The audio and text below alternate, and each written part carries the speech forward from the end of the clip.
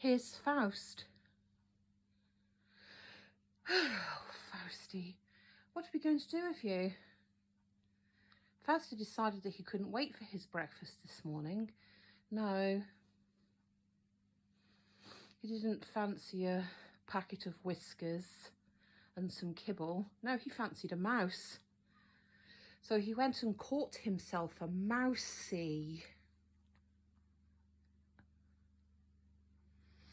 which then went into Snowy's bedroom, and Phil had to go in and catch it. Now it's been liberated. Look at his filthy feet. Look at those.